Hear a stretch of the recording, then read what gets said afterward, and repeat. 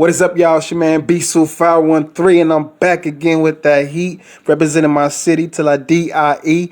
I already understand everybody that made their videos on why the Bengals shouldn't or should not draft Joe Burrow, what have you, but I ain't gonna let them get down like that. I'm about to put my city on the map, man. Come with that heat once again, let you know why we should get Joe Burrow, why we going to be successful when he come to our city, and give y'all a little backstory. But with all this talk, I'm about to cut it off, and let's get right into it. Let's get it. Wherever he goes, even if that's Cincinnati, which is not a great organization, but he immediately makes them relevant, and I expect him to have success.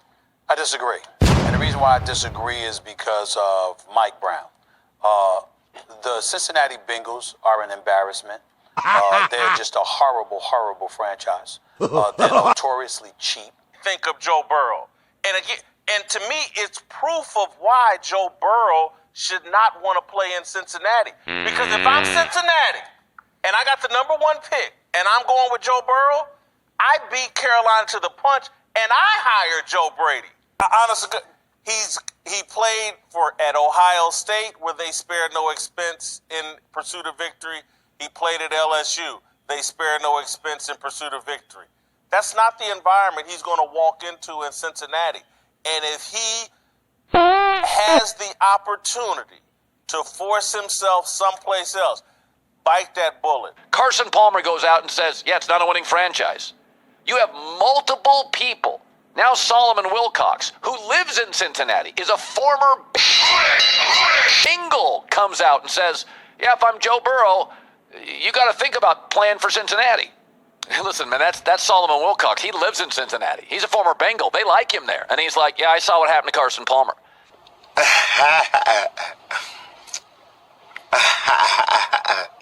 You're crazy. Going to Cincy, I've been there. I know how that feels. The Jets on the board. It's tied at 7. 3rd and 6, midway through the second quarter. Terrell Reed. Palmer in the end zone. Picked up! Terrell Owens looking to spark that offense, and he would do that. Well thrown ball from Carson Palmer, 43-yard touch. Bengals up 7-0. But a few moments later, Carson Palmer, especially when they turn into 6 points for the other team.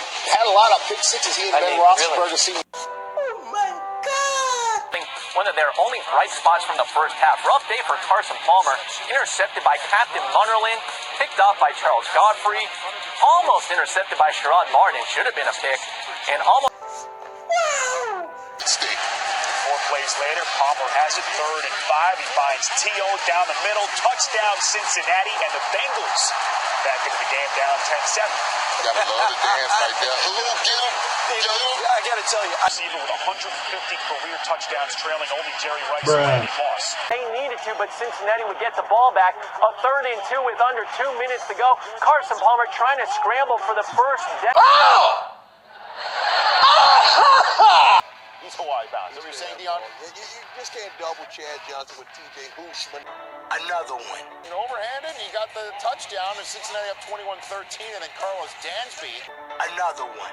Here comes that kid roll again. Entrell.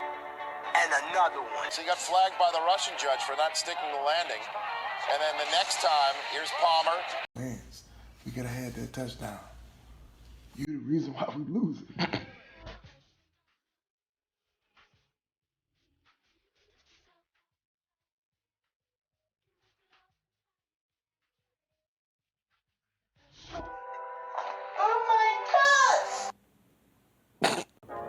Yo, I can't spend too much time on Andy Dalton, man. We already know what happened in the city, man. You know, a couple playoff appearances, no playoff appearance wins, the victories.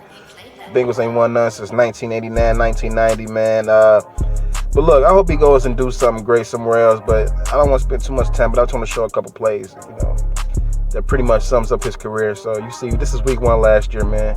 Beautiful screenplay to CJ Uzomah. Get us down in the red zone. Week 1 in Seattle. We up 17-14, 2nd and 9. And then this happens right here. So it's stuff like that that we've seen on occasion year after year. And that pretty much was the end of our season. Another play right here. What was this, week 3? Boom. Fortunate to, you know, the big man receiver when he had somebody come back on a comeback route. But I'm going to let Tony Romo break down these next couple plays. 3rd and 9. He's open. Doesn't see him and in trouble. And you're going to see right down at the bottom, A.J. it just comes right across the field. It's Brandon LaFell actually. Throw it right here. Throw it. There's the first down. He's here. No one's until all the way over there. It's just you could just drop back a step and throw him that ball. First off, it's time for the whole sports world to put some respect on Zac Taylor, Mr. OC from the Rams, play caller, whatever you want to call him, quarterback coach.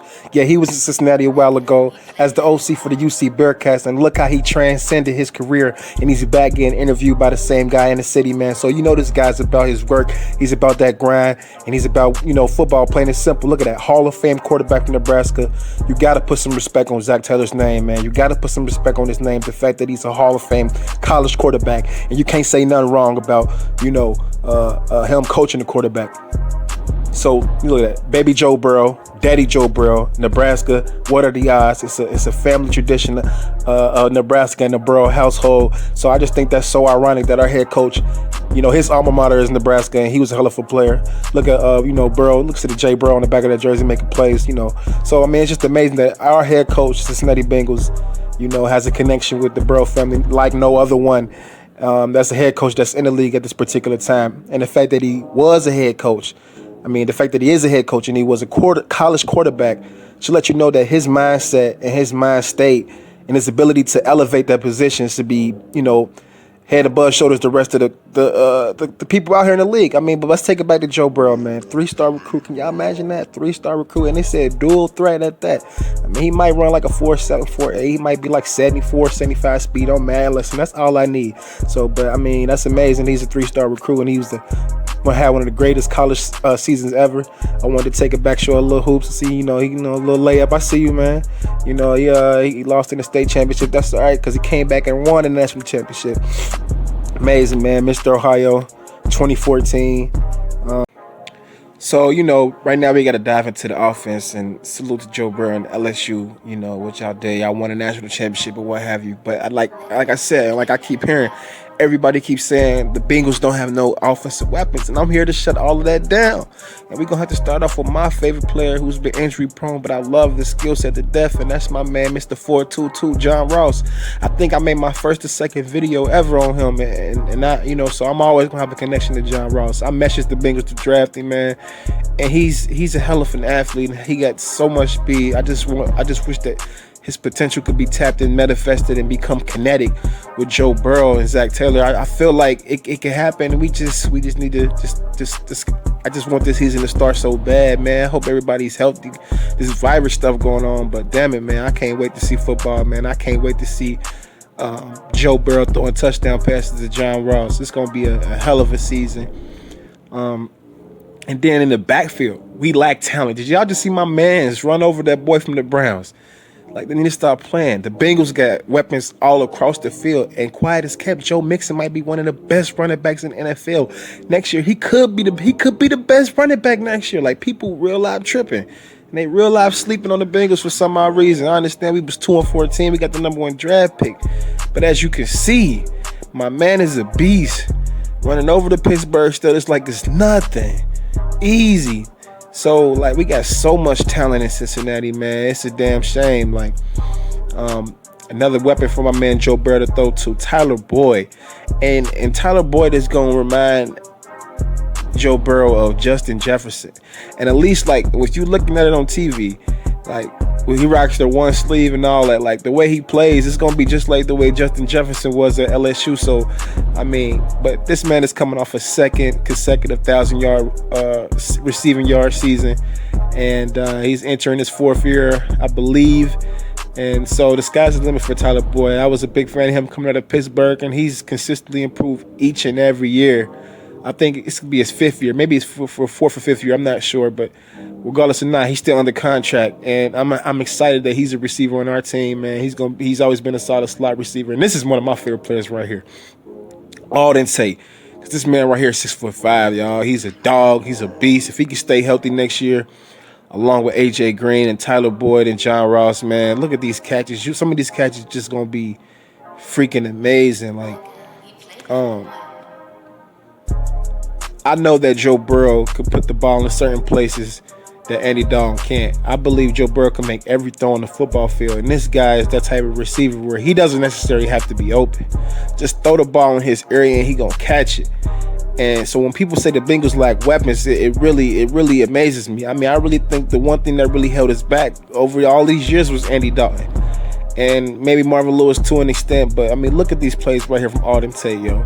So don't tell me we don't got no weapons. And shout out to AJ Green, yo, in the city. It was, I would say, back in January.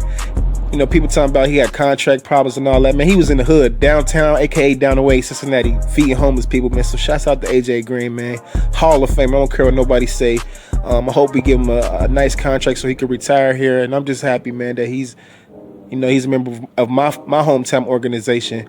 They talk about we got a bad offensive line. Well, I like my boy Trey Hopkins right here. He's a center, signing extension. So I think he's going to be a good centerpiece of this offensive line. A lot of people, look, everybody say we need offensive linemen, and I know Pro Football Focus said Michael Jordan was horrible, but look at him on this play right here, hitting the first level and then getting to that second level. So I like Michael Jordan, the left guard from the Ohio State, and then Jonah Williams last year, our first round pick. So it's pretty much like we having 2 first round picks this year. So I'm just excited to see what Joe Burrow can do and what these offensive linemen can do, Jonah Williams in particular next season, and protecting him. So let's talk about this defense, man. We got DJ Reader in the middle next to the potential Hall of Fame Geno Atkins, one of the most underrated 3 techniques in the game. Dunlap coming off the edge. He's a veteran. Been there in Cincinnati holding it down for a while. We got a baby Bosa on our team as well. He came from Ohio State, and he's been doing this thing. Look at him sacking Tom Brady. A lot of potential on him.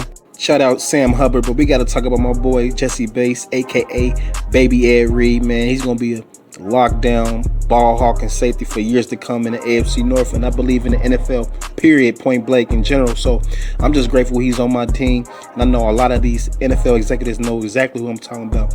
Also, you guys can't sleep on William Jackson III. They talking about we don't got no good defense, or we don't got a lot of talent in Cincinnati. A lot of them guys are sleeping, man. William Jackson got hurt, but best believe that first round talent is going to come back and prove something. Darius Phillips, man, one of my favorite undrafted picks from a couple years ago, man, from Western Michigan, a hell of a returner, but he's actually showing to be a great lockdown corner. As you can see, made a hell of a play on that boy number 11, from Devontae Parker, man, from the Dolphins. But Mackenzie Alexander, man, I'm happy we spending money. Everybody talking about the Bengals is cheap. I mean, we didn't pick up Mackenzie Alexander, Trey Wayne's big money, man. So hopefully he could live up to his contract. And then Von Bell, man, hopefully him and Jesse Bates can create a dynamic duo. So that's what I like on our defense, and we're going to jump right into the special teams. So, yeah, I got to definitely say shouts out to Carl Lawson and Jermaine Pratt, man. Lawson is a pass rusher specialist, and Pratt is one of our young, outstanding linebacker prospects, one of the only on our team. But listen, we got one of the top returners in the league, Brandon Wilson. We got the same first name, so definitely shouts out to B. Will, because it's B. Sewell. And I'm not going to talk about our punter or anything like that, but Joe Burrow, just know when you come here, sometimes you ain't going to need to score no touchdowns because the special team's going to do it for you. Best believe that. I just want to say shouts out to Joe Burrow. Shouts out to everybody that watched this video. Make sure y'all like. You could dislike it. You comment something bad, comment something good, share it, don't matter. I just hope that, you know, what I say comes into reality and we can bring it back to those glory days like with Sam Weiss back in them boys back in the 80s. So let's finish it off with something good. Right. Well, we just leave that to somebody else. That's right. What is the issue with the Bengals? What do you guys think that you need to do? I'm the highest in the room. Hope I make it out of here.